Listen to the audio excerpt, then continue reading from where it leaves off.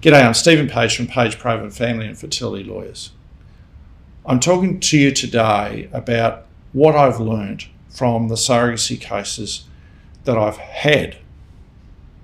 Now, to put this in numbers, my best guess is that I've advised in over 1,700 surrogacy journeys. Now, most of those clients are couples. So about half of them are straight married couples, about half of them are gay couples, and then there are a few single men, a few single women, and I've had one journey that I've been involved with, which was a man and a trans woman as a couple, and a couple of pairs of lesbians.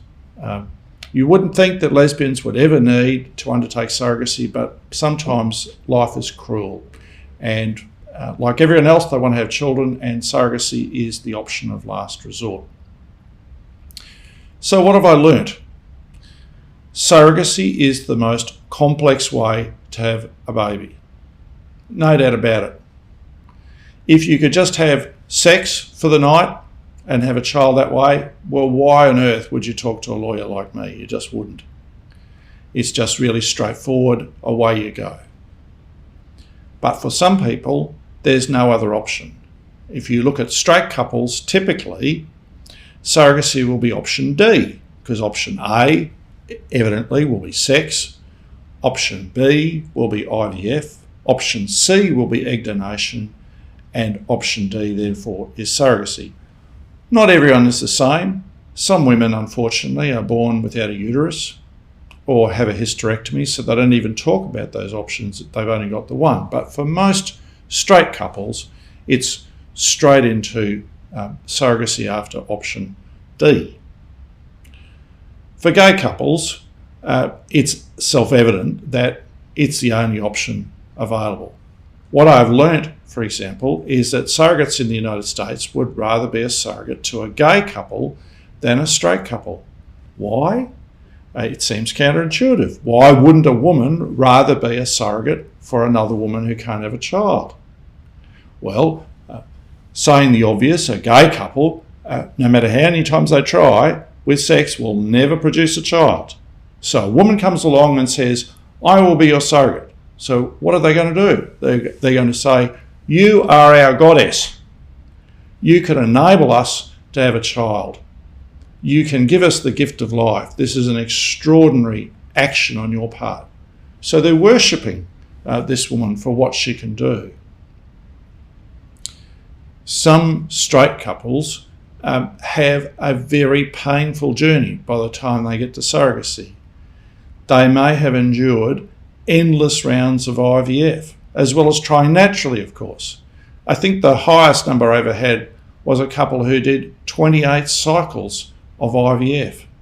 And each one of those is like the roller coaster. Up you go, and then down the other side when it doesn't work, crashing. Imagine doing that 28 times, what that would do to your soul. And for women who've been through this journey, where their sisters and their friends have all had children, they've turned up to X number of parties, where their friends and sisters and cousins have been pregnant or had children, the children have grown up, and all that is talked about is the children. In the meantime, they're having this slow suffocation, this slow death of what's wrong with me?